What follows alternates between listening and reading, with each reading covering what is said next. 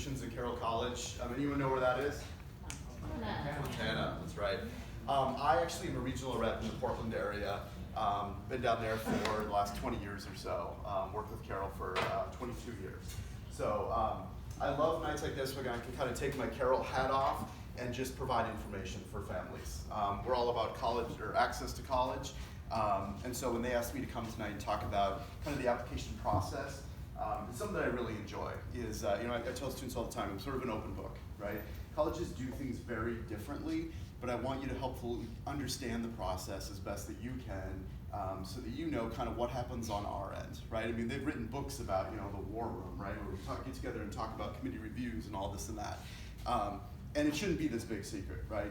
So kind of want to talk to you a little bit about the different types of schools that you might be looking at, and kind of the process that takes. So it's great to see so many students here. I know many of your sons and daughters probably have athletics and work and things like that tonight, but I always love when the students come because I like to share information that you can kind of take with you.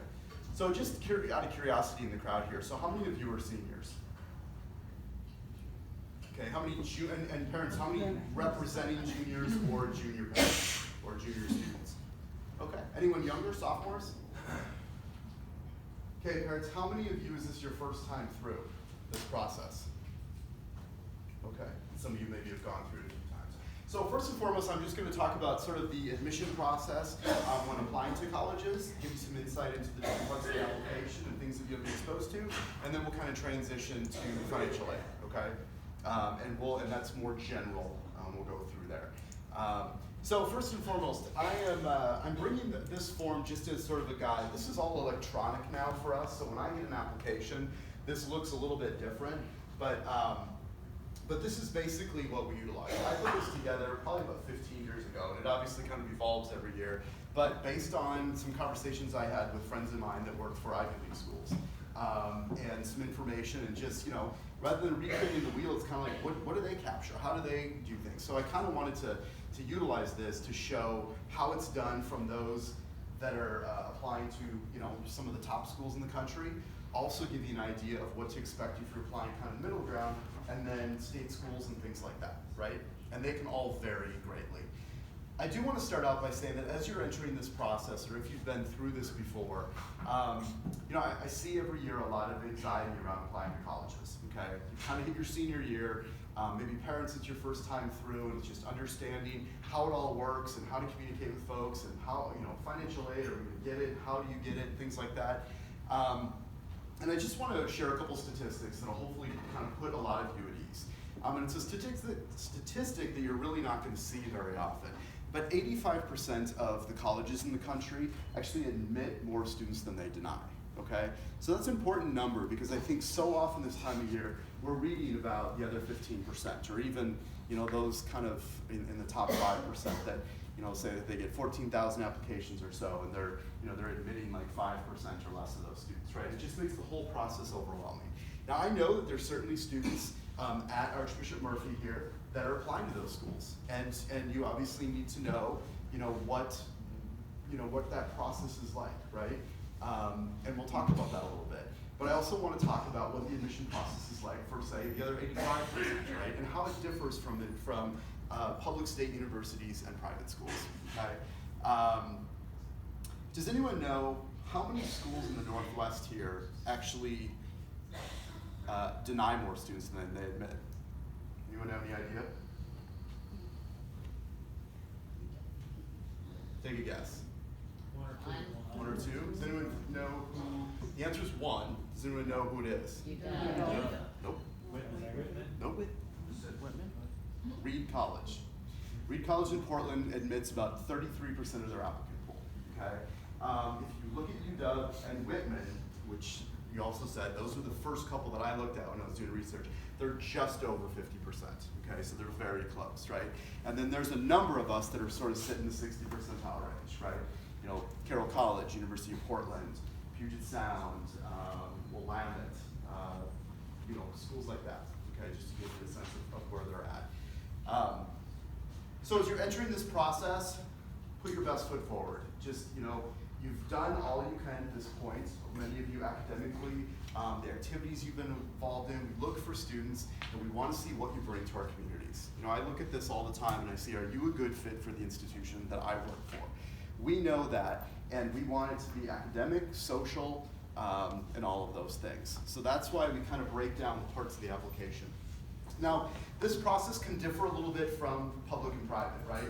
So in many cases, and you'll see on this here, there's an index score, right?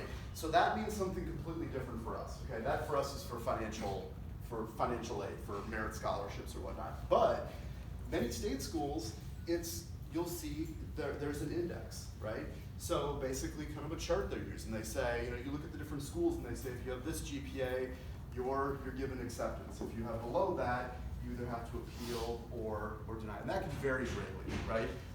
There's no rule as to whether state schools or private schools are more difficult or not, right? I mean, if you're applying to California schools, they're so impacted down there, you have to have extremely high grades to get into those state schools, right? UW, I mean, it's one of the top 3 hardest to get into in our region, right?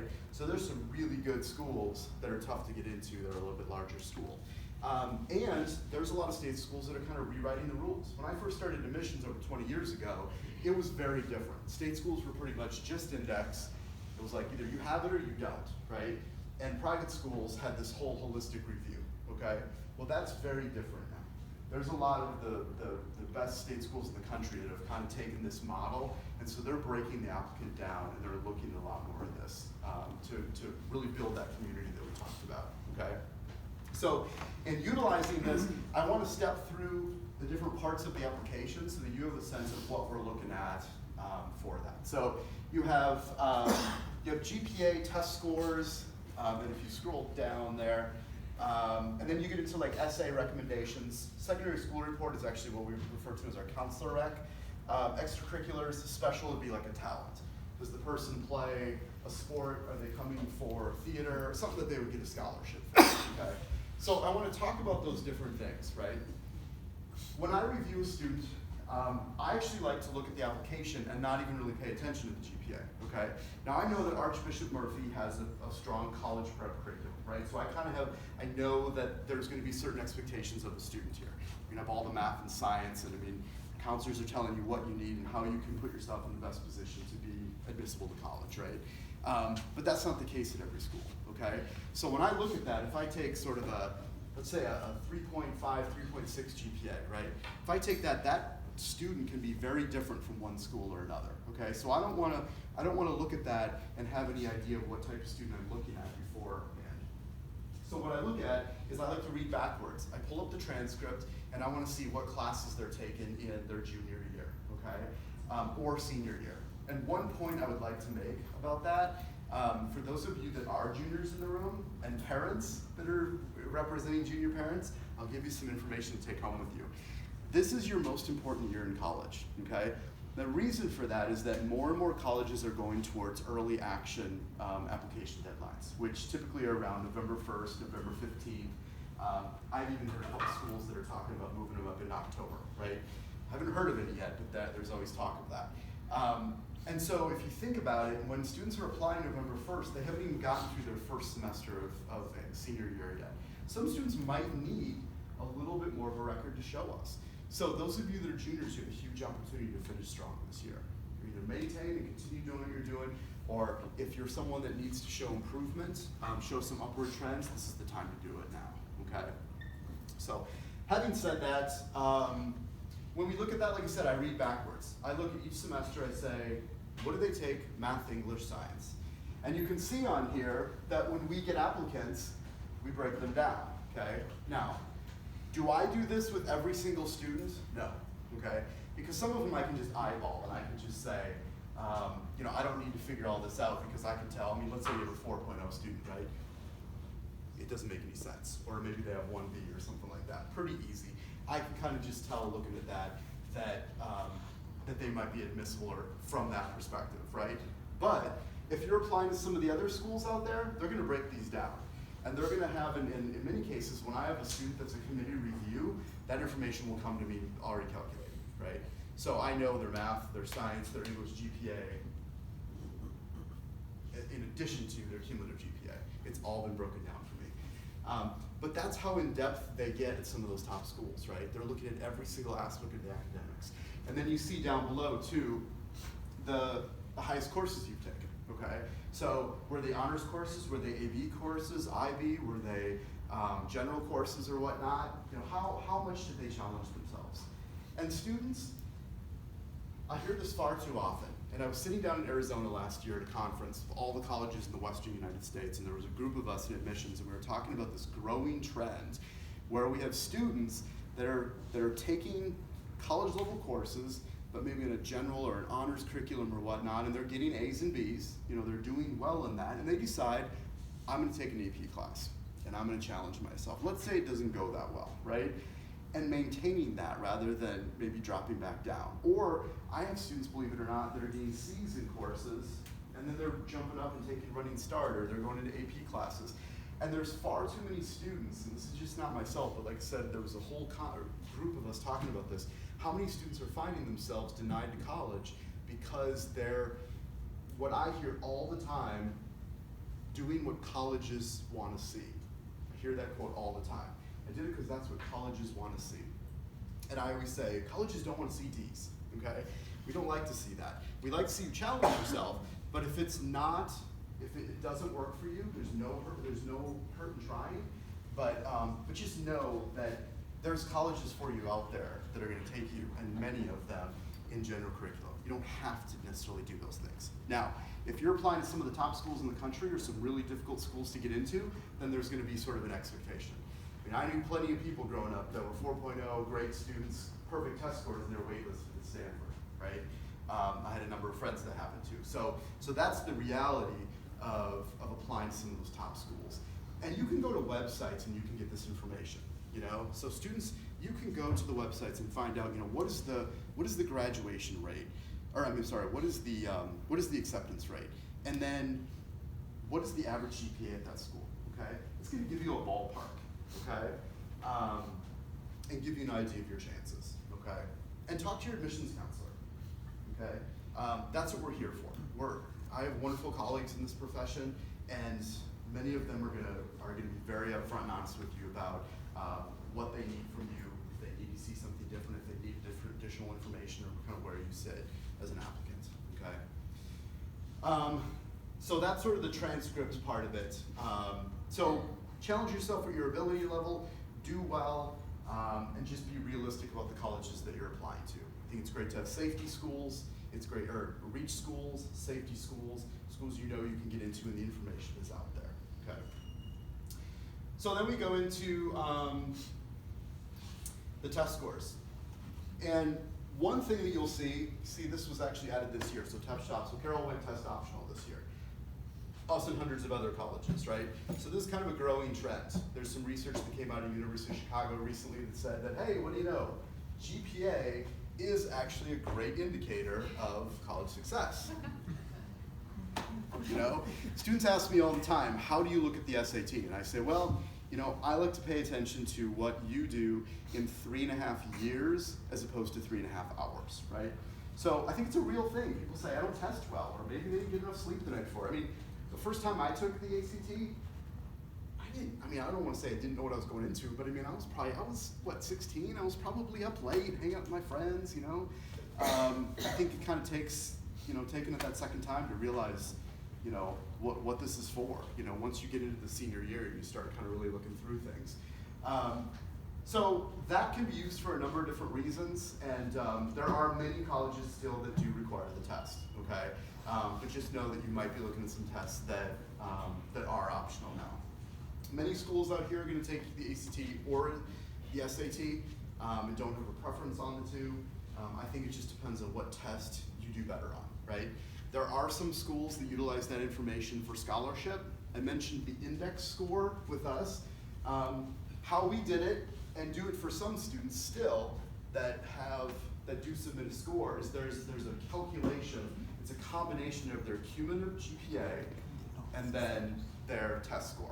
And that gives us a number which sort of puts them on a chart in different scholarship ranges, okay? So that's just one way of how a school does it.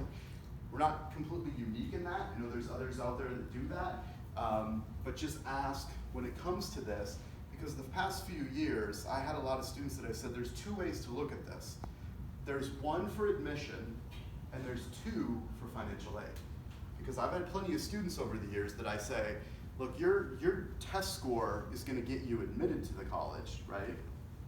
But I'm telling you right now that because of our calculation, you could take, say, the ACT again, and 1 point higher could get you $2,000 more per year and $8,000 over 4 years. And I saw it happen time and time again. When I talk to students on the phone, they don't even know, but I'm usually kind of calculating that while I talk to them, because I want to get that money, right?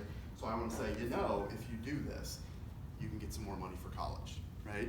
So just make sure you ask the colleges how they utilize that information and if it is a factor in financial aid, okay? And then we get into kind of the supplemental history, right? You can see there's a sort of a ranking of 1 to 5. The essay, let's talk about that, okay? I hated that when I was applying to colleges. I mean, let's just be frank, right? I mean, that's what holds up a lot of applications. When you're 18 years old, there's a lot of stress and anxiety around that, right? And I know that, you know, but I'll tell you now at this point, that's my favorite part of the application, and I'll tell you why. And I think, I don't think, I know that there's a huge opportunity in the essay, okay? So I just want to challenge students to think about it a little bit differently and not just get through it because you have to, but really try to think outside the box a little bit and how to be unique and maybe a little bit different, okay? So I read about 1,000 applications per year, right? That's a lot of essays. I've been doing it for 21 years, right? So if I have a day in the heat of the season where I have 50 to 100 applications sent my way, I'm reading a lot of essays in a day or two, you know, or for weeks on end or whatever. And if I have, let's say, 50 applications a day that I'm reading, how many of those essays do you think really stand out? 2. It's like 2, 3, 3 to 5, somewhere in that. And then, you know, 85% of them are good.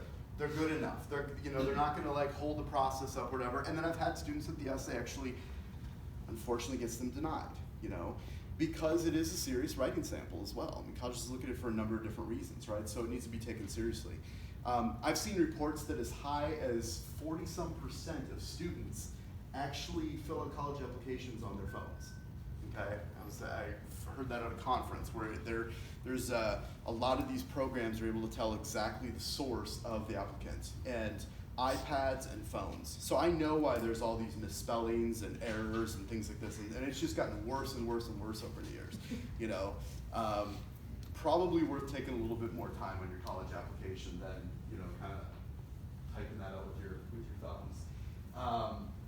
So, you know, I know why that happens, but just know to take it seriously. The opportunity is being one of those 3 to 5 that stand out because it makes you memorable. I tell students that the essay, when you apply to college, you send the applications in and there's a waiting period and you sort of sit back and say, geez, I hope I'm admissible. I hope I get into this school, right? The essay is the quickest way to turn the tables. And it happens every single year for me. You know, I read a solid essay and that is the first student that I can't wait to get on the phone. I work for a small school, so we call our students, we talk to them, right? So that's the first phone call I want to make. That's the student that I want to come and visit, because I want them at my school. Some about them impressed me, right? And on top of that, what a lot of people don't know is that in many cases, the admissions office is sort of the face of the college at this point. You know, until you step foot in the door, that's probably many times the one person that you've had the most contact with, right? Well, folks know that. I get calls every year from our nursing department, and they say, we're evaluating students right now for our direct entry nursing program. And we know that you're out there and you've met all these students. So who are your candidates to join the program? And this is where I can advocate for students, right? Based on what I saw in their application. I also, every single year, at the end of the year, our financial aid director comes to me and says, okay, so you've been out there, you've been having conversations with these students, you know their story. Now's the time of year where we have scholarship money available from donors that are specific many times to needy students or whatnot, or special talents or this and that. And they say, give us your list of students that you want to get these scholarships, okay? So these are ways to stand out. And it's also why you should get to know your admissions counselors, okay? Because if I don't know you, I can't put your name on those lists, okay? But the essay is a great opportunity to stand out maybe before I've even met you. When I have 1,000 students, I'm not gonna get them all on the phone, right? A lot of them don't even answer my calls, right? But that's an opportunity where it makes me really want to pursue you, right? And again, kind of turns those tables. Think about something that's unique. I'll tell you what's not unique, and I know you can't tell by looking at me, but I was an athlete, and so I understand that there's injuries, right? And I understand how devastating that can be. I mean, you can end a season, you can end a career or whatnot.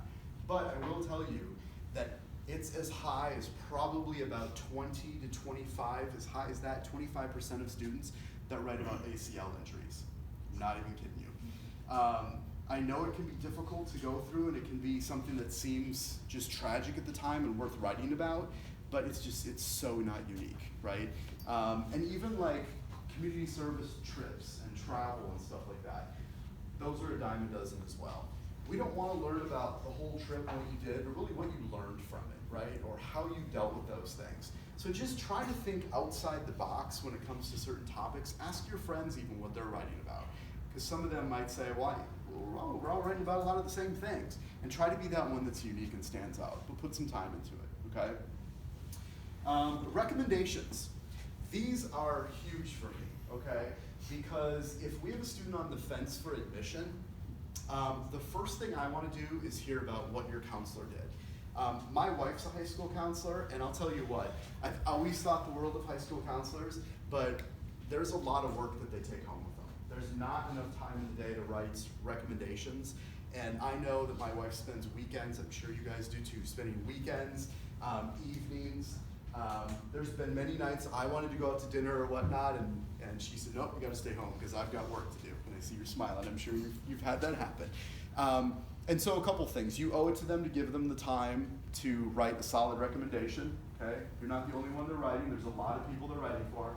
Last year, I got an application from, not this district, but it was a school in Washington here, and it said 2 lines, 2 sentences on the recommendation. It said, I can assure you this is a wonderful student. Had he given me more time to write it than asking yesterday, I would have told you more about him.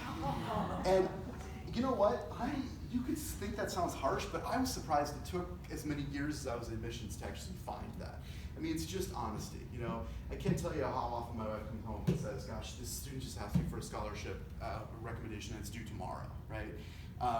So when we have a student on the fence for admission, that's what we look to. We look to the counselor recommendation, we look to the teacher recommendations, okay? Because there's someone that knows you in the classroom. They're doing their homework to try to put together a solid recommendation to best let us know who you are and what you're capable of and your abilities and things like that, okay? So give them the time to do it. Juniors, never a bad idea just to kind of talk to some of those teachers before you go home, you know, the summer before senior year, and just say, you know, I just want you to let you know that I'm going to be applying to colleges next year. When I come back in the fall, you're someone I want to write a recommendation. I'm not asking you to do it right now, but you know, and then I guarantee you when you go back in the fall and ask them to write it, yours might be the first one they write because you gave them a heads up, okay? So it's really important to make sure that those are able to be well done and that you give yourself that time, okay? And teachers, you can imagine if we went around the room here, I'm sure there'd be the very same teachers a lot of you would mention as far as who you want to write recommendations. So they get backed up with it also, and so that's important. And we absolutely utilize those. Extracurriculars. With extracurriculars, there's a real difference in how colleges use those. So I would say that most colleges, again, we're looking for students that are like us. We know that students that engage in what we have to offer are going to be more successful college students. They're more engaged in the institution. Their likelihood of graduating is higher. Their likelihood of not transferring and retaining those students is better. So we look at that and we say, this is a student, we're a Catholic school. So we look at that and we say, well, geez, this student's involved in campus ministry and service and this and that, and this seems like a great fit. We have tons of things for them to get involved in, and they've done this in high school. We feel like they're going to do it in college, so they're a good fit socially as well. That at most schools is not going to make or break decisions, okay? It just kind of reinforces the fact that they're a good fit. Now, there's a difference between how schools look at that, right? So most of us are building freshman classes, right? So we're building those up and getting to those numbers and admitting students, and it's kind of a first come, first serve thing, right?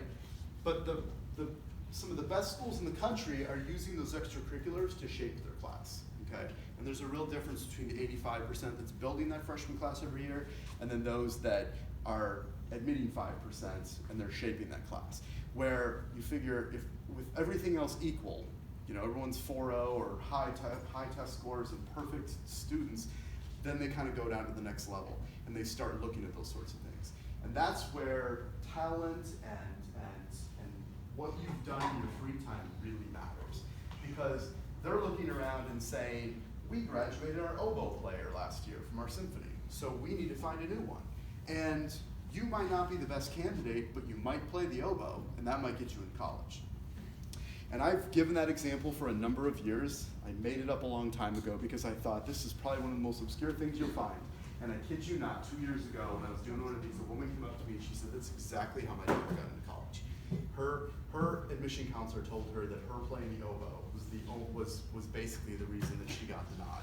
So, I mean, again, so that's shaping classes, right? So they needed something, they went and got it, right? And so that's what a lot of those other schools are looking at. It could come down to geographic diversity, right? I tell students all the time, what do you think you have a greater likelihood of getting into?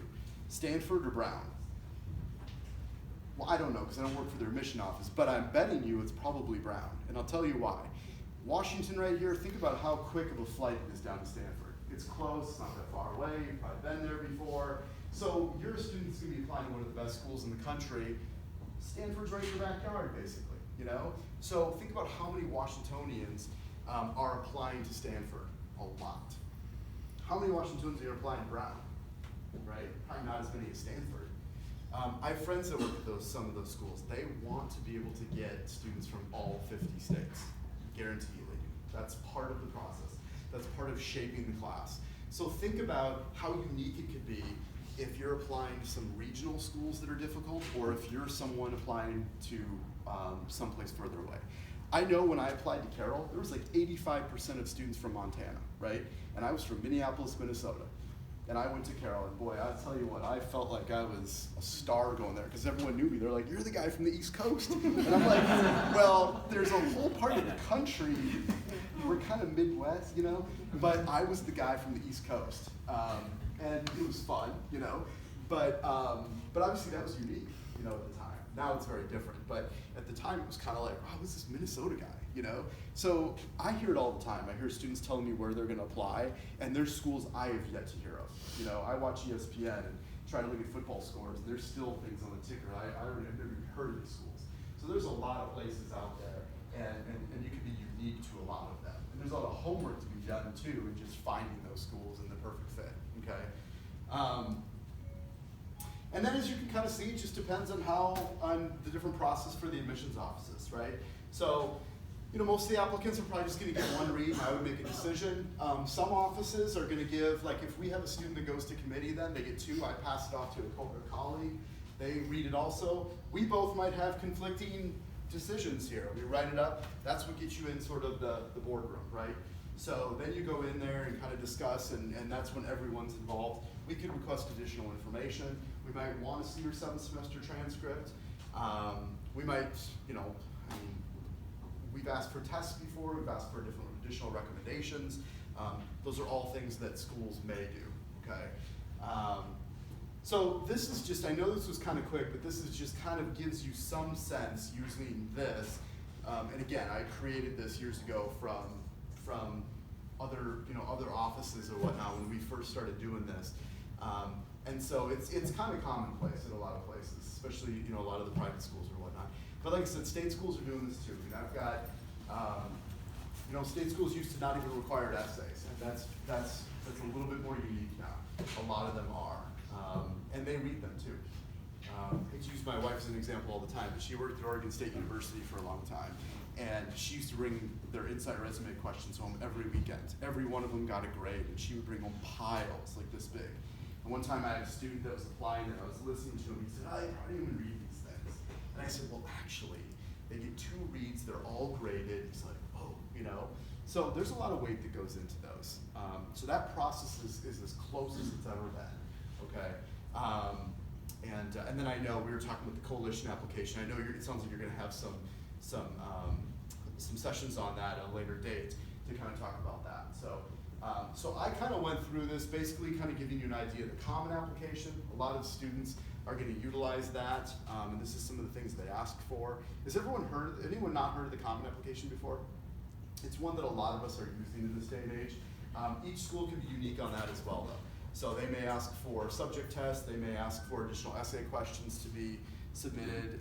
They all might want additional information, so just be aware of that. But it's a great tool to use to apply to a number of different schools, okay? So that is that. Now I will sort of transition, and again, that was quick, but hopefully helpful. I will transition and talk to you a little bit about financial aid. And so this is not specific to Carroll, this is general, but if you want to go on here. So, and I'll answer questions about anything that I talked about at the end here, or I'm happy to meet with you afterwards as well. So what does financial aid do? Provides higher education, provides students a choice, right? Hopefully the biggest thing is that it removes financial barriers, right? I mean, that's the goal. We all want to make it more affordable for students to go to college, right? I remember being one of those students that was first of four in my family to go, and I will tell you, my experience was very different than my younger sister. I felt like I was on a budget, and she was sort of the last one, so she got to just go wherever she wanted. And I'm like, wait a minute, how did that happen? Right? So it can be very different, just your placement in the family. Financial aid's a big part of just removing those financial barriers and hopefully allowing students to get into their best school. Why do I want to know about financial aid? I want to go to college, university, trade school. I do not have a college savings plan. My family, helping out the family, reduce the costs. Here's a scary process. And this is one of the things that we were also talking about beforehand. And what I hope that I can sort of accomplish during this. How many of you have never been through the financial aid process with son or daughter of a college before? A couple? Okay. So it can be somewhat overwhelming, right? And we were talking about how the financial aid packages are not streamlined, they're all different. It seems so straightforward, but sometimes it can seem so complicated. And I was saying that I'm sharing some information here based on some of the most common questions that I get about the financial aid process. So hopefully I can kind of make it a little bit less scary. And again, that's what we're here for at the colleges, to deal with these questions. I'll tell our financial aid office, they probably answer, I would not be surprised if the most common, I'll address this, the most common question they get is, what's the difference between unsubsidized and a subsidized loan? And you can't know that unless you've been through, okay? But it does have different sort of implications, so we'll talk about that. I want to be ready when it comes time to apply, and it's not very exciting, but we'll hopefully all get through it together, right? So sources of financial aid. Federal government, so the FAFSA. Many of you have probably filled that out before, and I'll talk about it in the next slide, but the FAFSA is the free application for federal student aid, okay? If any of you that have not filled that out yet, that is probably the one tool that you're going to want to be most aware of at this point. It will go live on October 1st, okay? So coming up very soon here, and that's when you can actually fill in or set up a profile and then submit that information to hopefully then get financial aid from colleges. The FAFSA is, well, I'll wait until let's talk about on the next slide. If anyone's going ROTC, veteran GI Bill or anything, we get lots of questions about that. Those are other ways to get aid. State governments, a lot of government grants, scholarships and stuff that are unique to each state that students can get. And then colleges and universities, scholarships, grants that are their own, so whether they're merit, academic-based, talent-based, need-based, or some people will come across what's called the CSS profile, okay? I'm not as familiar with it, we don't have it, but I wanted to make sure to put that in there because some private schools will require that. And it's additional information they need based on your finances to give you need-based aid to that specific school, okay? So just make sure that you ask schools, are you a FAFSA school or do you need the CSS profile as well, okay? And then private sector donors, where to find them, how to apply, okay? So where to find them. I tell students this time of year, you can never apply to enough scholarships, right? Our financial aid office tells us every single year that the students that come in with the most financial aid, they don't come in with $10,000 scholarships or a $5,000 scholarship, right? When you apply to those big scholarships, it might be $10,000, and you probably have 20,000 students around the country applying to those. You apply for $100, you might be one of 2 people applying for it. I can't tell you how often I've heard people say, you know what, we were giving away $500 and 2 people applied, so we just gave them each $250, right? I can't tell you how many times I was at a high school last year that said they were trying to give away 2 $800 scholarships and nobody had applied for it. The most scholarship money that students come in with every year are those that come in with $100, another $250, $350, $500, a couple $150 scholarship. They take those small scholarships and they put them together, right? And I guarantee you those are the ones that most students overlook, okay? So don't overlook those scholarships. Those are probably the easiest ones to get, okay? So where do you find them? Look around your community, ask parents in your workplace. I had a student that worked at Dairy Queen, and she said, I'm gonna go and ask them. So she went and asked her boss and said, do you guys give a scholarship? And he said, well, no, but that'd be a really good idea. And that night, he apparently had a conversation with the owner of the Dairy Queen, and they came back the next day and said, you know what, since you've asked and you're such a great employee, we're gonna give you a scholarship to college, right? So you never know, right? I had a student last year tell me that this was it was a male Native American student, and he told me that he was granted a scholarship for a female Latinx student, right? And he said that nobody applied for it, and they kept announcing it, and nobody applied for it, and nobody applied for it. And basically it was a diversity scholarship, right? And so he went to the counselor and said, gosh, nobody's applying for this, do you think I could apply? He said, well, you never know. I mean, why not? Throw it in there, see what happens. And the committee said, you know, we just really kind of wanted it to be sort of a diversity scholarship, and you're Native American, and so they awarded him the scholarship. It was a couple $1,000. He was the first male, Latinx student to get that scholarship ever. And there was a picture of past recipients, and he was up there, he was laughing and thought that was the greatest thing ever. But you never know, is my point, right? So parents, ask in your workplace, ask in your churches. There's a lot of great resources online to try to find scholarships, and I know, there's probably information in your counseling office as well that you can find those. So the process to apply. So here's the website, FAFSA.gov. That's where you go to fill out the FAFSA, okay? This is the only place to fill out the FAFSA. You shouldn't go to access the FAFSA anyplace else. If you've never gone through this process before, if you ever come across something that is asking you for money to fill this out, it's not legit, okay? This is a free form. You shouldn't have to pay any money to fill this out. If anyone tries to, and they're out there. If you do searches, there's places that will say, we get you financial aid. And it's just not true, okay? You can do this for free. The FAFSA was set up a couple years ago it's on a 2-year cycle, so those of you that maybe have not done it for a couple years, it's a little bit different now.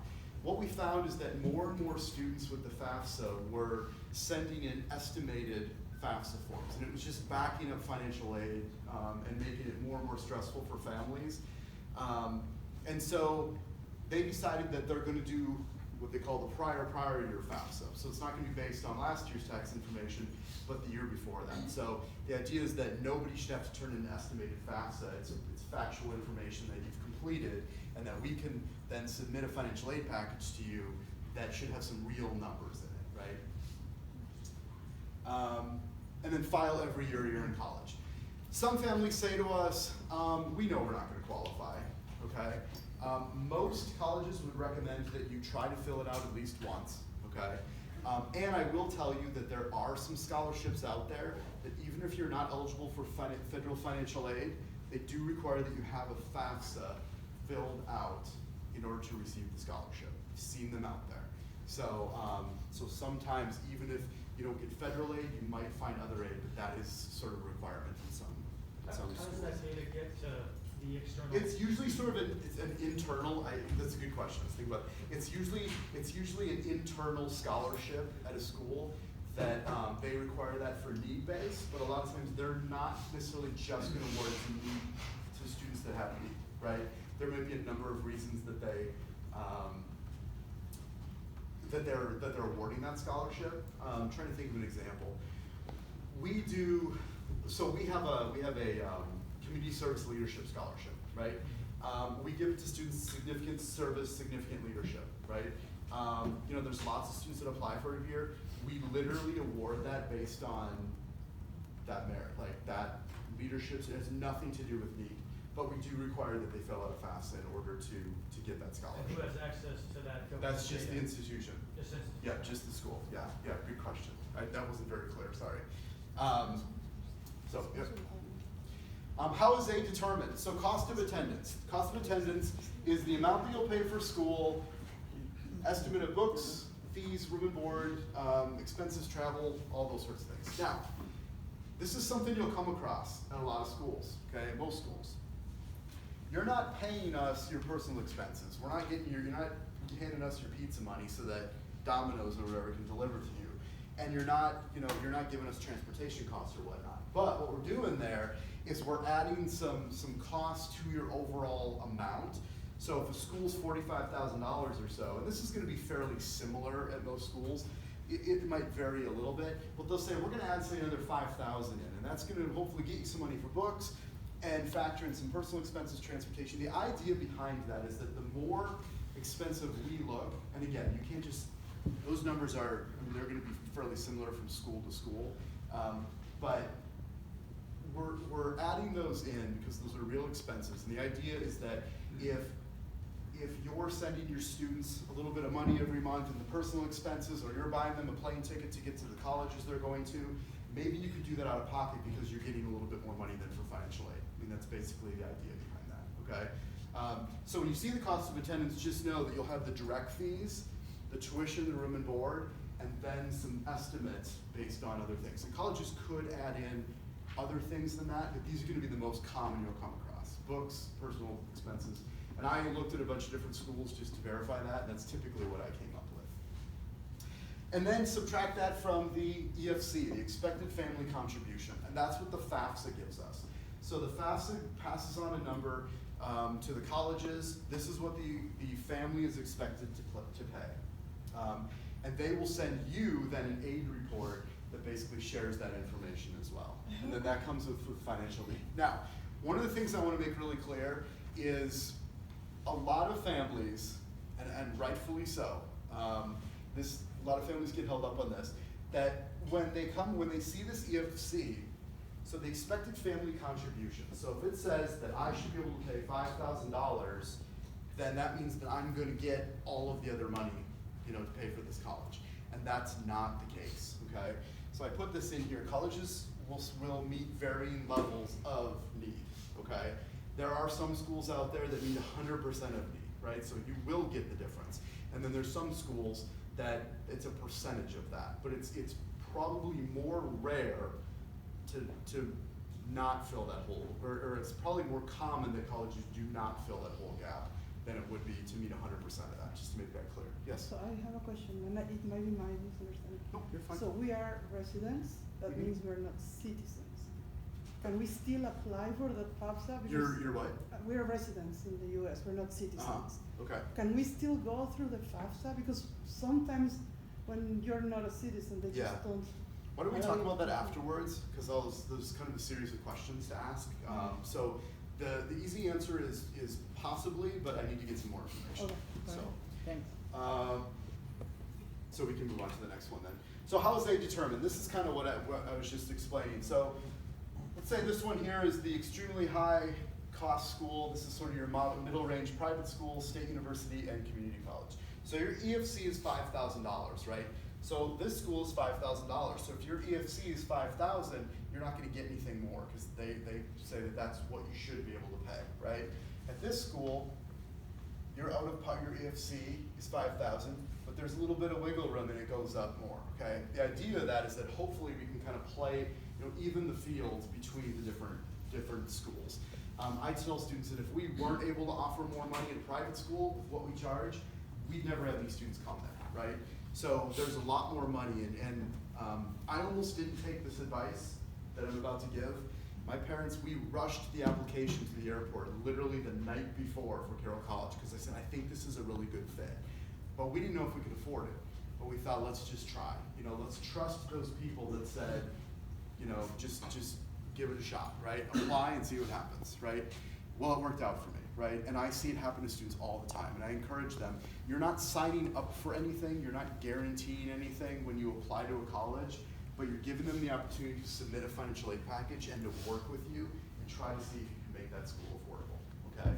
So don't ever let the price tag, let's say it's $60,000, that's a lot of money, but nobody's really gonna have to pay that amount, okay? So financial aid will hopefully make up the difference. It just depends based on the family and some of these other factors, so types of financial aid. So you have your gift aid, free aid, that's what you want, right? So merit, talent, need-based, private scholarships. You get into the Pell Grants, FESOG, and we'll talk about all of these and break them down. The loans, we talked about the subsidized versus the unsubsidized, and then what is a Parent Plus loan? And then work study, how does that work? How do you get it and whatnot? So,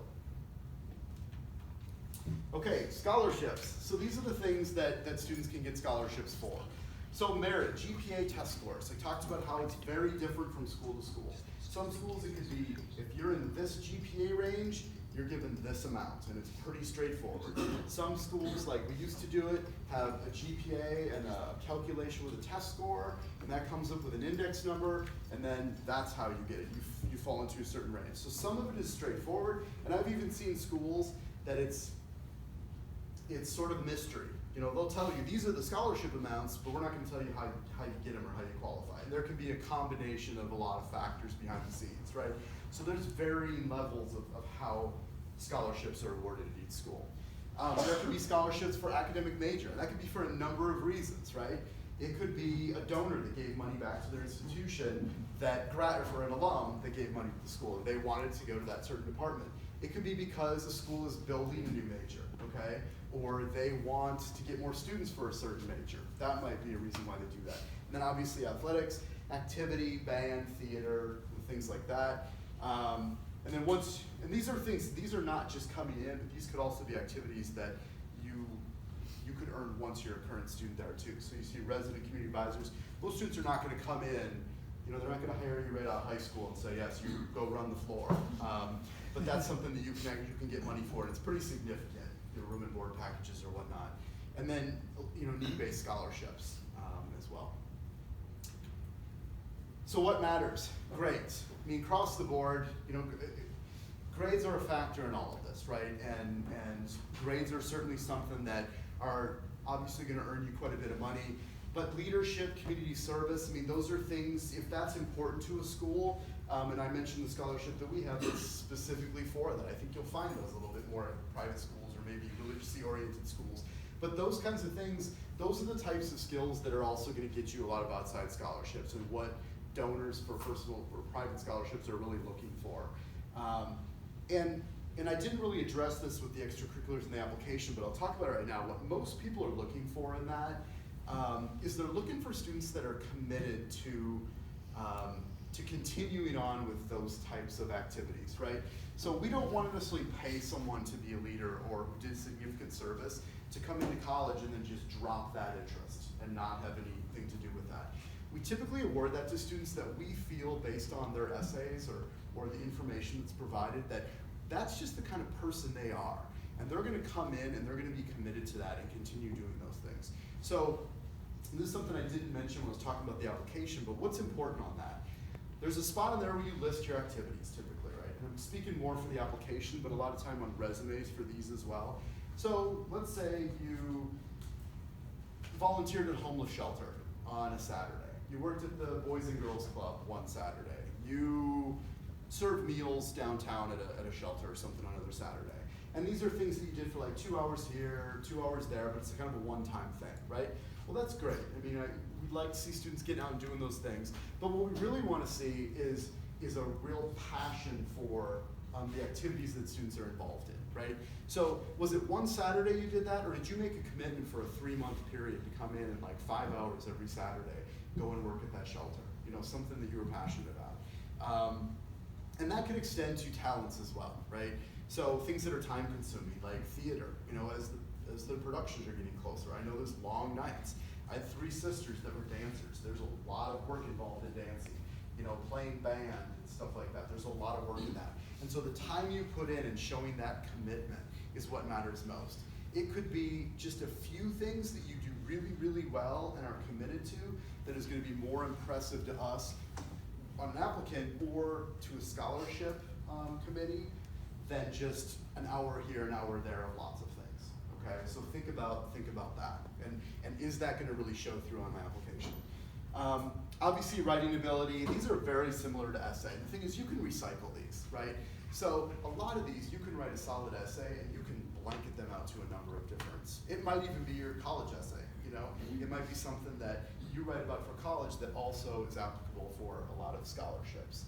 Storytelling, I mean, I don't want to say that's rare, but again, it's just, you know, having that knack to write and just, you know, really engage the reader, right? And that makes a big difference. And then obviously meeting deadlines, okay? So federal grants. So the Pell Grant and FEOCOG grant, these are such that, I mean, you pretty much need to be about a 0 EFC, a full need or whatnot to receive these. But the maximum amount last year did go up to a little over $6,000. And the FEOCOG grant, you know, anywhere between $100,000 and $4,000. Those amounts have gone up over the year, but I think the recipients have gone down, is what I've seen. So those definitely go to like the neediest students. This one's a little bit unique. The Teach grant is a newer one that, you know, upon graduation, if you want to go work for a high need, low income area in education, then they actually will award you. That's hard to know when you're coming into college. And so that one, I don't know that we award that a whole lot, but some students are really committed to it. And actually, you know, I've had students that maybe come from a high school like that and say, well, I want to go back and work at my school or a school like mine. And they're very committed to that, so they'll apply for the Teach grant, and oftentimes they're awarded that because that's kind of their passion to go back and work in education in those ways. So here's the subsidized loans. And these are the maxes you can get. So the subsidized Stafford loan is going to be the most common, right? That's for students with need. There's a maximum of $3,500 freshman year, sophomore year, maximum of $45,000, and then junior and senior year, a maximum of $5,500, right? Now the total max is a little bit higher than that, $55,000, $65,000, and $7,500. And that is the unsubsidized Stafford loan, okay? So I'll talk about that on the next slide, but the difference between those two, but there are limits placed on those each year, okay? The unsubsidized loan would typically be given to the neediest students and allow them to kind of go up and above the certain amount. That can, we'll talk about this with plus loans, but if a student or if a parent applies for a plus loan and they're denied the loan for whatever reason because of credit or you know, I had a student or a parent this last year who had a real high medical bills and so was denied the loan. It does allow more money to be placed in the student's name as an unsubsidized loan, okay? So that's kind of how you get some of these maxes and how they can kind of exceed those amounts in each year, but there are limitations. So we'll go to the next slide. We'll talk to you a little bit about, so current rates. So 4.53% was what the loan was last year. Congress sets those every year in July. The last couple years they've stayed fairly similar. They've been lower than that. They've been higher than that. So the subsidized loans, there's no repayment expected until 6 months after you either graduate, leave school, or drop below half-time, okay? So you do have that grace period, gives you a chance to kind of get on your feet, get that first job, start making some money before you have to start paying those loans back, okay? And those are in the student's name. The unsubsidized loan is a little bit different. That goes into repayment as soon as it's fully dispersed, okay? So that means when you get that check and you signed that and that money has been handed over to you, you need to start making payments on that. You can defer it, again, and not touch it until, same thing, 6 months after you graduate, left school, drop below half time, but the interest is gonna start accruing, okay? The interest will be accruing. You can pay the interest every month.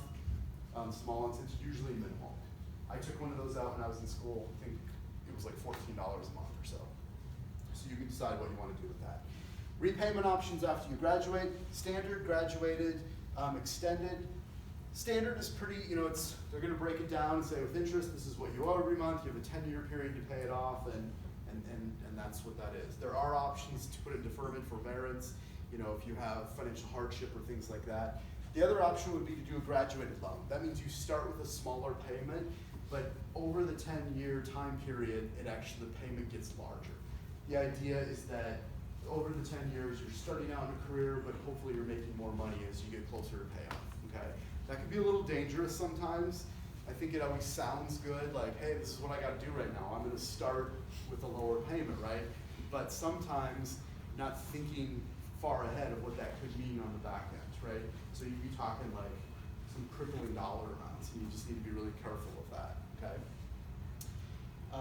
And then the extended plan up to 25 years if you really need to break that down. And then the consolidated loan. I mentioned that I took an unsubsidized loan. I had both subsidized and unsubsidized. So when I consolidated those two so that I had one payment rather than two payments, I was able to break it down over a 30-year period, okay? So I mentioned I was the first of four to go to college, so I was borrowing some money, okay? So the Parent Plus loan. Interest rates are a little bit higher, as you'll see, 7%. Again, that's set every year. The maximum plus loan is up to the cost of attendance, okay? Now, I want to just mention this really quickly because this is something that varies from school to school, and it's something we debate all the time with Carroll, is that some colleges will put a plus loan on every single financial aid package, okay? And it'll say, our costs are $50,000. You are getting $35,000, and you have a plus loan for $15,000. And we get calls saying, oh my God, I don't want to borrow this loan. Why is it on there, or whatnot? You don't have to borrow it. We just want, some colleges just say we want parents to know that there's the option, okay? Other colleges don't put it on there because they don't want that reaction, and yet people are calling saying, well, how do we pay for this? We can't pay for this. Now the plus loan you're allowed to go up to the cost of attendance. So that $15,000, let's say you've saved $10,000, okay? So you know you have that money put away, but you're trying to figure out how to borrow that other $5,000. This could be an option. You don't have to borrow the full amount, you only borrow what you need, okay? So any amount of the difference between your financial aid package and the total cost of attendance, and that gap, parents can take out a plus loan for. And I think every situation is different. I have done a lot of advising on that over the years. It's a family decision. I don't always know that it's the best option, and I think that, I know I've heard my financial aid office say that in certain situations it might be the only option, or it can be a very good option, especially if it's your only kid or a last kid or something like that.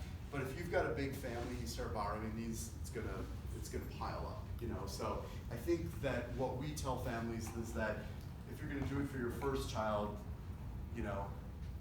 think about what that's gonna mean if you're doing it for all of the children. They're expected to make payments on it right away. There is options for deferment just like the other ones. You can pay the interest, very similar to those other ones. Typical loan limit 10 years, but can be extended as well, okay? The role of the admission office. Again, we're here, well, I don't work in the admission, or I don't work in the financial aid office, but the role of the financial aid office is that we're here to help. We're lucky at Carroll that we have a very close relationship with our financial aid office, and you'll find colleges that are like that. So we're very well versed in financial aid, but sometimes it gets into specifics, right? And so we kind of need to refer to them. So you can contact admissions. Some schools you want to talk to financial aid specifically. But they're basically determine the final eligibility, and I'll jump down here real quick. They'll package your aid, they'll send you the award letter, and then provide you information and answer your questions you have. Now let's go back to this one. Another role, and this is going to be, it's not going to be in every single institution, right? But some schools are more open to taking into consideration circumstances, special circumstances than others. And namely this top one. Again, I go back to, I want students to get the most money possible. How many of you in this room have, when your son or daughter goes off to college this year, will still have other students either at Archbishop Murphy, at another private high school, grade school, middle school, or whatnot? Okay, so what I want every single one of you to do this year, and again, this is gonna be pretty typical to private schools, not so much at state schools. You're not really gonna find that very often. More typical, not typical. But ask them, do you take into consideration the tuition payments that we're paying for those other kids? Because we absolutely do that, and people don't know it, and I advertise that to everyone. I say, that's something you should give us. What kind of Catholic school would we be if you're sending your son or daughter to us, and yet you have to make a tough decision that maybe you can't afford to keep your kid at Archbishop or another school because you're paying college tuition, okay? So we can go in, and as long as we get information showing what you're paying next year at that grade school, that middle school, or whatnot, we can go in and make some adjustments on the FAFSA. But we also get audited by the federal government every year. We financial aid offices, they have to document everything. So we do need to get receipts and proof of payments and all that kind of stuff to make those adjustments. Other common things would be unexpected medical bills, loss of job, or financial situation that changed from 2 years ago. And I get those a lot. People say, you know, my situation 2 years ago was very different than it is now, right? You know, business was going really well a couple years ago, and boy, we've taken a hit, and it's tough, and I'm not making nearly what I did 2 years ago. And we can go in and you know, there's going to be some information that's going to need to be provided from you, but we can certainly go in and make some adjustments and look at that. Again, some offices are going to be better than that than others, but it's certainly worth asking those questions to make adjustments on the FAFSA. Okay, and there's always going to be a lot of documentation needed on your end for that. Planning tips: begin sound money management, set goals. So, you know, if it's your first time through, you know, educate yourself and you know, I know for my family, they had no expectation, right? My dad was a college athlete, he got a scholarship, my mom didn't go to college, so they'd never been through the process before. They didn't really know how to go about it. Well, they certainly were able to plan a lot better as my sisters came up, because they kind of went through it, knew what they needed to do. You can look into starting like college savings plans, 529 or whatever, talk to a financial advisor or you know, go and look into that information. Students get jobs over the summer, start working, start setting money aside for college. And then research your careers. And the reason that we threw that in there is that I think students that are really committed to what they're going to college for are much more invested in what they're doing, okay?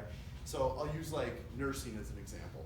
We have students all the time that come in for nursing and they like the idea of being a nurse, or a doctor. They like the idea of being a doctor, but they really don't know what it really means to be a doctor. And they start taking these classes, and boy, that anatomy and physiology can just be brutal. I mean, it can be some of the toughest classes you'll take. Certainly one of the hardest classes we have at our school, and it has to be taken by freshman year for students to get through that program. So what I find is that those that make it through are the ones that have volunteered, they've shadowed nurses or doctors, they kind of know what they're getting into, they've researched the career, and when things get difficult, they're very committed to it and they work harder. It makes it a lot easier if you don't know what you're doing to just say, oh, why am I doing this? You know, I don't want to do that. And I think that's where we see students that kind of get frustrated, maybe drop out or whatever. Last thing we want is for you to be borrowing these loans and leave school early without a degree, and then you're having to pay that, you don't have a degree, and you're kind of in this limbo, right? So make sure that you really know what you want to do, take the time to research that, and kind of explore those careers so you're really committed when you go into college. Interesting facts: on average, 67% of students receive financial aid in the form of grant scholarships. Average tuition discount 44 to 50%. That's scholarships and grants. About 66 to 70% of college graduates have student loan debt, and the average loan debt last year was over $30,000, and that's rising every single year. Okay, I have students come to me. I had a number of students today at another school that said to me, "Well, I don't want to have any loan debt when I'm in college," and yet there are situations they were going to be some pretty needy students, and I had to have a conversation that you need to be open to the idea that it's an investment in your future. Okay, and it's also kind of the reality of college these days. Now, I've also sat down plenty of students over the years and said, this is probably not a good option. As an adult that's gone through it, I just have to be the, the word of wisdom to them and just say, there's other paths you can get here. I don't think it's the best idea to borrow this much money right now, okay? So sometimes we have to make some really tough tough, it's not really our decision, but we have to have some tough conversations working with students and letting them know the reality of, it sounds great now to sign on the dotted line, but what is it going to be years from now? So average monthly payment, $320. Well, not everybody has a job that they're going to come out of college right away and be able to pay that right off the bat. That can be really difficult, okay? And if you have to do like a graduated plan or something like that, then all of a sudden you're looking at, you know, $700, $800 or so on the back end. Probably around the same time you think about going back to graduate school, maybe getting married, having kids or something like that. And so, you know, we need to be conscious of things like that. Financial aid timeline, look at schools, make sure you meet all the deadlines, get accepted, file FAFSA October 1, the earlier the better. Apply for scholarships. You can never apply early enough. Juniors, I know for a fact that there are scholarships that are due at the end of your junior year, okay? I've seen them, okay? So it's never too early to start. There's also some that have even September 1 deadlines of your senior year. So maybe spend your summer applying. Start looking for them now. The best advice I can give you, start asking the seniors what scholarships they're applying to. Or seniors, ask your friends that went to college last year, what did you get? Where did you apply? Parents, start asking at your office, you know, what scholarships did your kids get? Is there anything here at our employer that you're familiar with where our kids can apply? Compare financial aid letters at the schools. If you need help kind of deciphering those, we can certainly help you with that, or your counselors can help you with it. Priority deadline for deciding a school is May 1. Some schools will offer extensions past that, sometimes for financial reasons as you're working through special circumstances, financial aid packages. Just make sure that you are in touch with the colleges, okay? You don't want to miss out on any deadlines. Some schools, like I said, will give exceptions to that as long as you're in communication with them. Completing any financial documents, you're not done once you sign that financial package. There's going to be information that's going to come back for like loans and things like that over the summer that you have to fill out, financial aid counseling and all that sort of stuff. And then make sure you pay your bills by the deadline. Just so you know, it's typically not when you start college. A lot of times it starts a couple months out. It could start in July or so, okay, for that entering class. And then enjoy the ride. Get into classes and you know, hopefully you've made a good choice for yourself, and you know, it'll be a great 4 years. If you take the time to educate yourself now and find that perfect fit, you know, it will be a good experience, okay? But it's just doing the homework on the front end and making sure that, you know, families helping your students and supporting them and making visits and kind of sitting down as a family and talking about this as well. So that is all I have, and boy, I promised them